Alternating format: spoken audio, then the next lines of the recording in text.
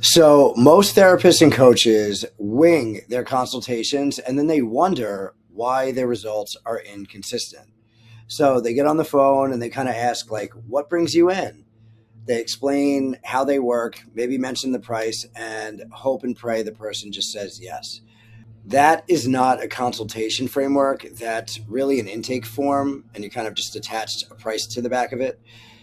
I'm Dan. I've worked in sales for more than 20 years across finance, real estate, marketing, and more.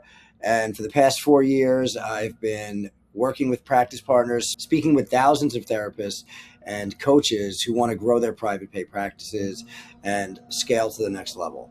And here's what I've learned. Once you have the right marketing in place and qualified referrals are consistently coming in, the consultation now becomes the weakest link preventing therapists and coaches from reaching that next level and reaching that higher goal. You could have great credentials, you could be excellent at what you do, you could have the right niche, strong content, consistent referrals, but if your consultation sounds like, what brings you in? Okay, yeah, I'm really great with that, or we can help with that. Are you paying with insurance or paying privately? Don't be surprised when everybody suddenly tells you they're broke and can't afford therapy, or are apparently calling you from a cardboard box on the side of the road or living in their car. I hear some version of that every single day. And the clients that really pick up on the sales frameworks, I never hear that from them.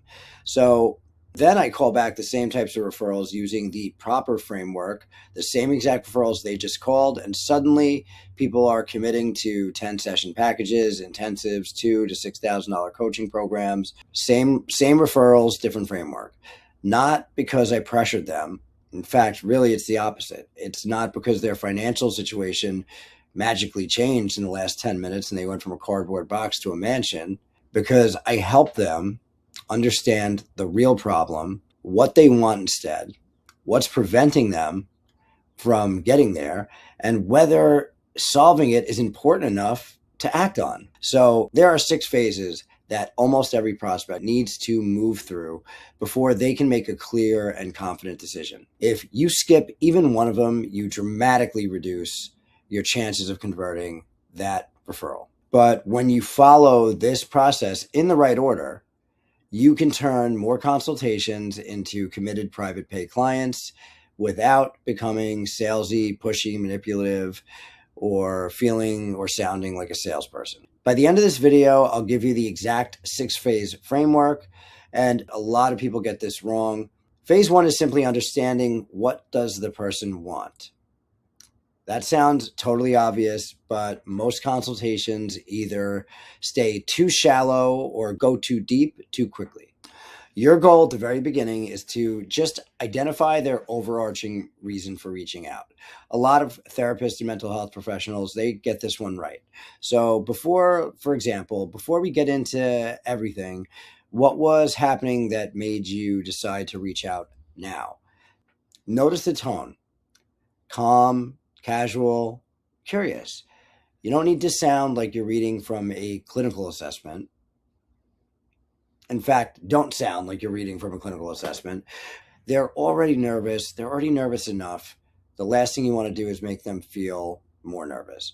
You also don't want to force immediate emotional disclosure before you've even earned the right to have that type of conversation with them. If somebody says to you, like, my wife and I have been fighting, you don't need to immediately respond with something like, and, what do you believe that says about your deepest childhood attachment wounds? Like, you haven't earned the right to go there yet. Give them a minute, If somebody asked you that while you were standing together in like an elevator, you'd probably start looking for the emergency button. And at the beginning, you're simply trying to understand, like, what brought them to you. So we're not talking about the mechanism of action that brought them to you, but the emotional driver, the thing that actually brought them into the session with you. Maybe they want to stop fighting with their spouse. Maybe they want relief from intrusive thoughts. Maybe their child is refusing to go to school. Maybe they're successful professionally, but experiencing burnout, anxiety, problems at home, problems dating. That's what that's all about. Maybe they're even a coaching prospect who wants to grow their business or improve a relationship or finally follow through with a major personal goal.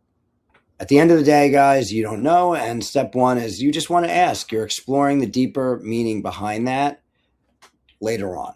For now, understand what they want in a calm, casual, curious way so their defenses and their nervous system don't immediately fly up. Phase two is where a lot of therapists start to go wrong. So understand what they are currently doing.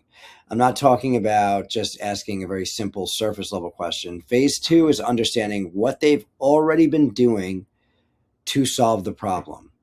And there's an easy way to do this and a really hard way.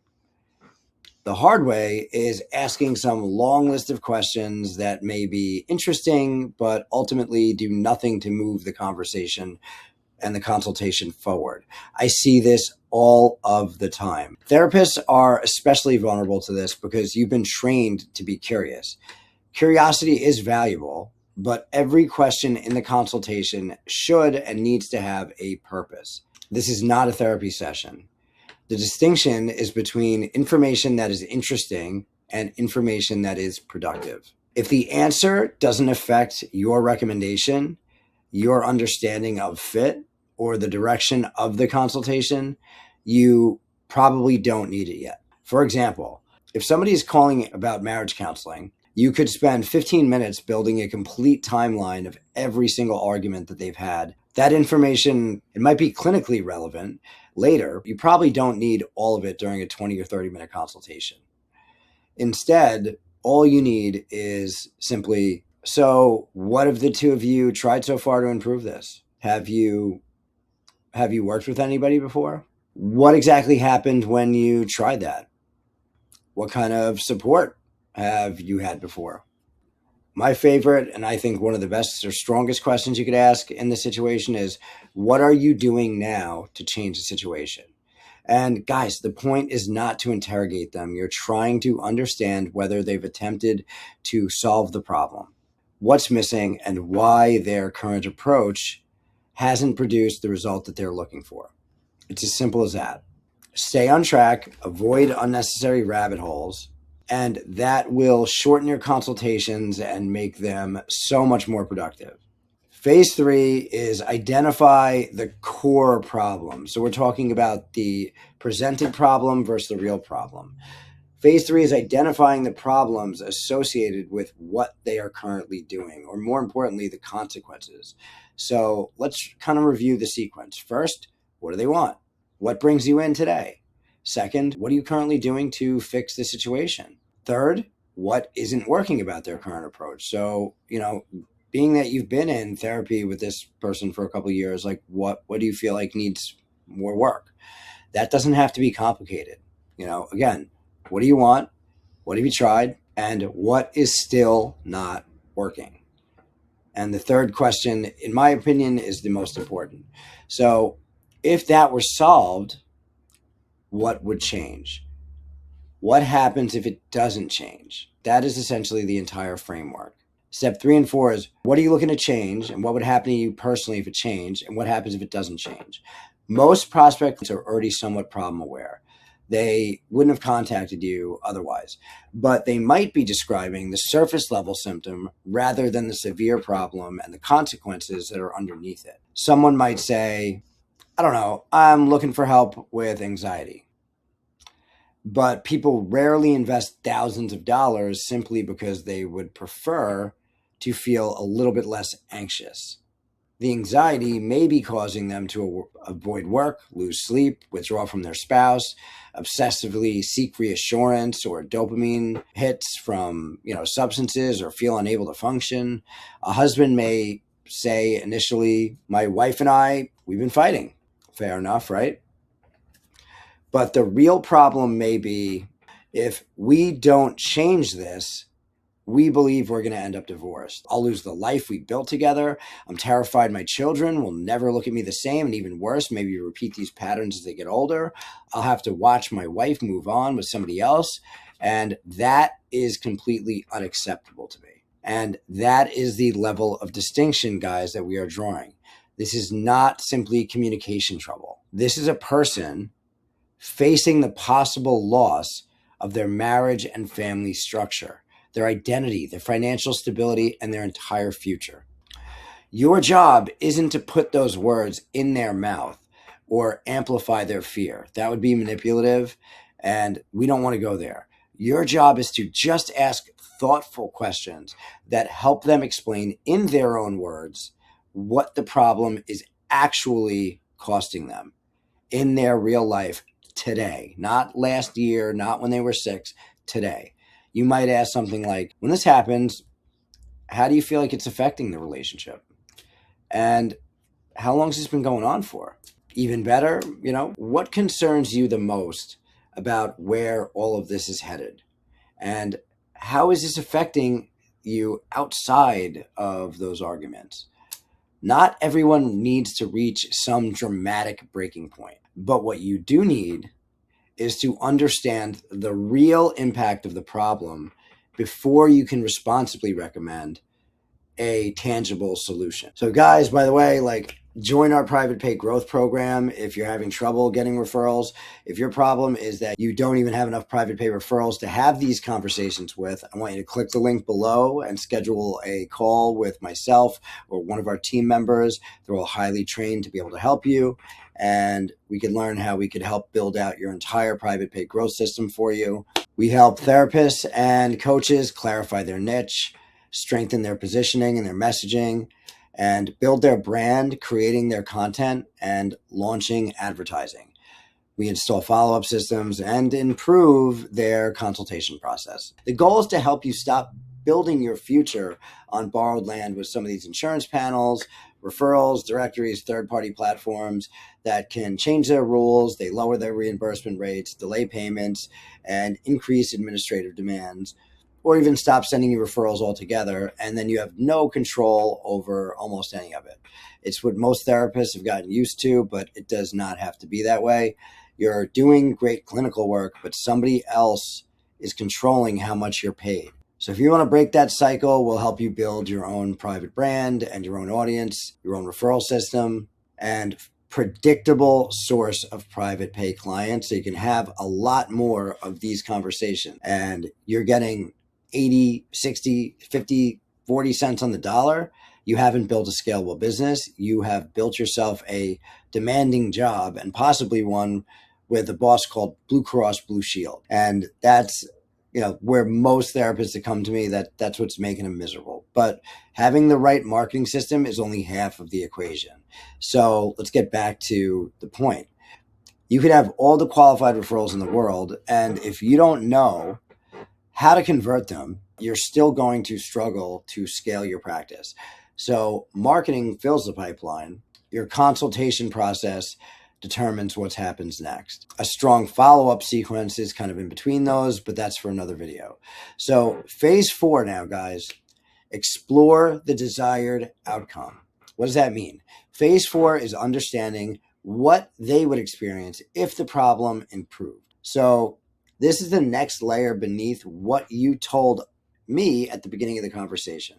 So a person might initially say, I want to stop fighting with my wife. That's the surface goal, right? The deeper tangible outcome might be, I want us to be able to talk it out without turning it into a 3-day argument or without having our kids see. I want to feel close to him or her again. I want our children to finally see us again as a team. You want both the tangible outcome and the emotional outcome. Think of it like the tangible outcome is what changes in their life. The emotional outcome is how that change would make them feel personally inside. So it's like the right and the left brain working together, right? People don't invest in therapy, coaching, or intensives merely because they want a certain number of sessions or because they want a certain number of, a certain amount of time with you. Nobody wakes up excited to purchase 10 hours of Zoom calls, okay? They're investing in the outcome. They're investing in what they believe those sessions would possibly what they believe those sessions could make possible for them in their lives. An OCD treatment package is not the real outcome. Being able to drive, sleep, work, or hold their kid without being controlled by intrusive thoughts, that's the outcome. So when people understand why the outcome matters, taking action becomes far more meaningful to them. This is also where so many consultations become really uncomfortable, even for therapists. You may worry that exploring somebody's motivation is like too salesy or too intrusive. You already do this in therapy on a daily basis. You help clients clarify their values, their identity, what they want, understand what keeps them stuck, and develop enough motivation to change. It's like motivational interviewing on steroids, right? A strong consultation applies a similar principle before treatment begins. So the only difference here, guys, is you're not rescuing them from that pain in that moment. You're not manufacturing a reason for them to proceed. You're just helping them reconnect internally with the reason they reached out to you in the first place. And I'll give you a personal example of this. And bear with me here. It might not be the craziest story, but it'll kind of give you a little bit of insight. So when I was 22, I was managing the largest vitamin shop in New York. And I loved what I did. I talked about supplements and bodybuilding all day, and I was making decent money. I had steady income, I had real responsibility, and what you could really call a stable career. At the same time, my younger brother, 3 years younger than me, was working in finance. First, he was making like $5,000 a month. I said, wow, that's pretty impressive. When you make more, when you make 10,000, I'll come work for you. Then next thing you know, he's making 10,000, then 15,000, then 20,000. Then all of a sudden he's bringing in $35,000 every single month at 18 years old. And I respected my brother. I respected him tremendously. That's not what this is about. It wasn't about believing I was better or more deserving than he was, but he was my younger brother. And in my 22-year-old mind at the time, the idea that my younger brother could earn 10, 15, or even 20 times what I was earning while I stayed exactly where I was felt unacceptable to me in my own mind. And that gave me my why. I immediately quit my job at the vitamin shop. I'd always been interested in finance and trading stocks, investing for myself, but I had never considered becoming a financial consultant. It wasn't some lifelong dream of mine like becoming an astronaut. My why was becoming a better version of myself, and part of that was a little healthy competition with my brother, Tim. So I knew I was intelligent. I knew I could work hard. I knew that if my younger brother could create that level of success, that there was at least no legitimate reason that I couldn't do it too. Again, he was my younger brother. So I was his older brother. I had more life, more work experience. I taught him a lot. And as much respect as I had for him, something in me said, if he can do this, I can do this. And I became great at it. So I changed careers. I quit my job at Vitamin Shop, which took me 7 years or 8 years to build and get promoted. I worked 12-hour days. I studied relentlessly for my Series 7, and I got a 91 on my exam. And a few months later, I had 6 people working underneath me, and I was one of the fastest growing new brokers in the company of about 200 people. Now, I'm not telling that to try to impress you about an exam score from 20 years ago. Nobody is waiting to give me a trophy for that. I'm telling you that to kind of impress upon you that when the outcome became deeply personal to me, that my behavior started to change. I wasn't simply studying to pass a test or get a new job. I was proving to myself that I was capable of becoming the person that I believed that I could be. And that's why that gave me the motivation to leave a steady living, entering an industry that I had never planned to work in, put in 12 hours a day, and do whatever it took. That is what a meaningful why does. It turns something a person thinks they should probably do into something they are genuinely committed to doing. Your prospective clients' why will look absolutely different than mine. And if you're watching this, your why might be building the business that you know you're capable of building.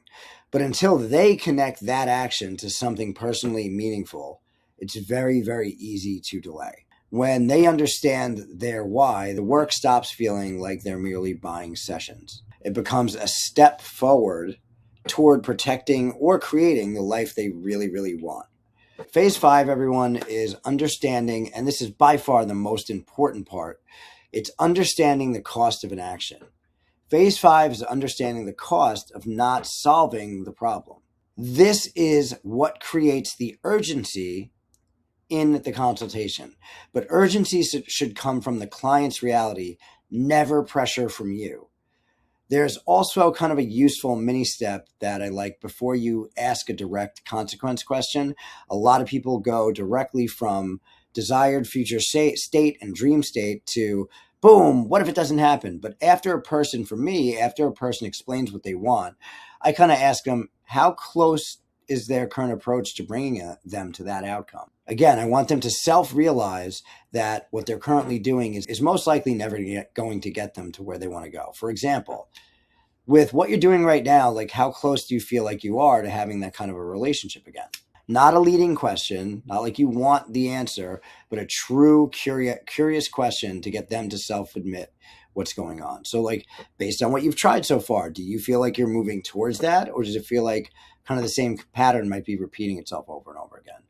If they say they're not even close, ask this. Well, what do you think is holding you back from getting there? Then the hardest hitting question, now it lands a little bit smoother. So, well, if nothing changes and this continues the way it's been, like what concerns you about where you might be 6 or 12 months from now or a year from now? That's the cost of an action. It's building that dream state and having them imagine a better life, a better why, a better how, and then suddenly saying, well, you could just keep doing what you're doing, stay exactly the same. You could also use a scale. You could say, how do you feel on a scale of 1 to 10? 10 means you're already there. 1 means, you feel like you have no chance. Where would you say you are now in terms of getting to where you want to go? If they say a 3 or a 4, well, what makes it a 3? Or what do you think would need to change for that number to become like a 7 or an 8 or a 9? And finally, if nothing changes, like what do you think is going to happen? Your tone's critical here. That's not the moment to put on a dramatic movie trailer voice and ask, well, what happens if like your entire life kind of falls apart? They know exactly what you're doing if you do that. So stay neutral, grounded, and sincerely curious. So what happens if, that kind of never changes? Cost of inaction questions should help people evaluate the real consequences of maintaining the status quo. You are not telling them what will happen. You are asking them what they believe will happen. That distinction is what keeps the conversation both ethical and powerful. Phase 6 is you're going to present your recommendation. And how you do this is critical. How you present or give your clinical recommendation, this is where a lot of therapists and even myself sometimes, we over-explain. They describe every modality they've ever studied, provide a brief history of CBT, explain the nervous system, discuss attachment theory, mention 3 certifications, what they got their dissertation on, and somehow then they get to the price like 17 minutes later. And I'm guilty of this too. Here's the thing. More information does not create more clarity. Too much information can make the decision a lot harder. So your recommendation should have like a simple pillar structure. Really 3 is ideal. The highest I would go is 5. The thing is, this is the problem I'm hearing. And this is how we recommend we address it. This is why I believe this approach really fits your situation. And tie these things back to things you heard earlier.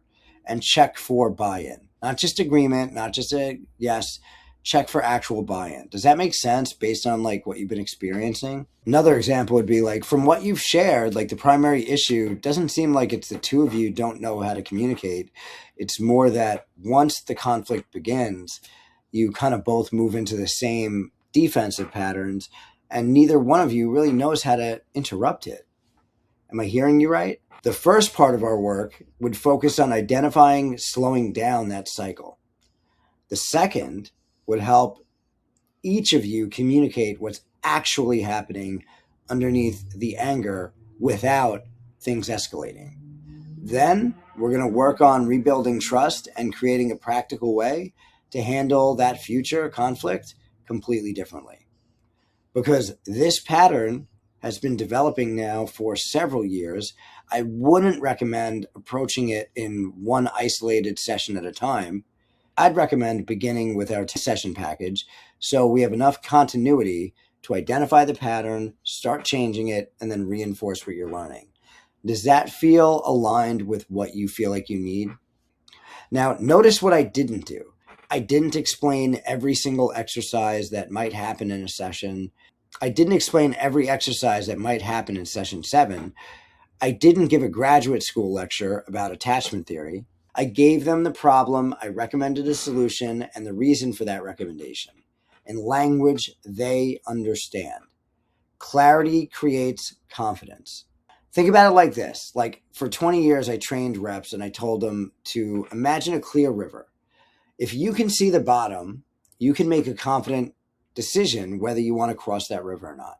If you keep throwing more information into the water, eventually it starts to get muddy. Even if the water's shallow, the person hesitates because they can't see where they're stepping. And that creates more fear than necessary. And that's what over-explaining can do during a consultation. Give people enough information to understand your recommendation and make an informed decision. And make that decision moving forward versus staying stuck and staying where you are. Then answer their questions honestly. Explain expectations, scope, alternatives when appropriate, but don't bury the value of your work beneath every detail you can possibly provide. Your client will often discover additional value after they begin. So once they start working with you and you're helping them with more than you even listed in the first place, that creates extra satisfaction and referrals because now their experience exceeds what they expected. And I'd rather over-deliver and under-promise than under-deliver and over-promise. The complete 6-phase framework I'm going to include in a link below, and those are the 6 phases of a strong private pay consultation. First, what do they want? Second, what are they currently doing to get it? Third, what problems remain with their current approach? Fourth, what is the desired outcome, both tangibly in their life, physically, and emotionally? Fifth, what is the cost of allowing the current situation to continue? And 6, what is your clear, personalized recommendation for them? This is not about pressure. It's not about pressuring people into therapy or coaching. It's not about convincing somebody who's a poor fit, financially vulnerable, clinically inappropriate, or not ready. It's about helping the right person make a very clear decision based on the full reality of their situation. And if you are uncomfortable with the word sales, because that's what a strong consultation is, guys, you're a business owner. Tony Robbins said it best. You need to learn sales. Replace that word sales with consultation. But don't use that change in language as an excuse to avoid learning how to lead a conversation. Because if you believe that your work can genuinely help somebody, you have a responsibility as an expert to communicate that value clearly. And remember one thing: if your entire practice depends on insurance panels, directories, or other companies continuously lending you their access to their audience, you are building on borrowed land. They control the reimbursement rates. They control the rules, and they can change those rules and requirements at any time. And those rules and requirements, they're not getting more lenient, and the reimbursements aren't getting higher. They delay your payments, and they affect the income without asking for your permission. You can continue working inside a business model that increasingly feels like a job, or you can build an asset that you can actually own and maybe even pass on to your kids one day. Your brand, your actual brand. your positioning, your audience, your voice, your own referral pipeline, your private pay consultation process. In other words, your actual business. So if you need more consistent private pay referrals and a complete done for you system that attracts, follows up with, and converts the right clients, click the link below to book a call with me or one of our highly trained representatives. We'll look at your practice, we'll identify your marketing or consultations and where things are breaking down, and we'll show you exactly how we would build these systems for you. And this is just for therapists and coaches. If this video helped, subscribe, share it with somebody, share it with another therapist or coach, and let me know in the comments section, if you've been in private practice for 10 or 15 years, which of these 6 phases have you been skipping in your consultations most often? And what happens when you do skip that step? Like and subscribe for more.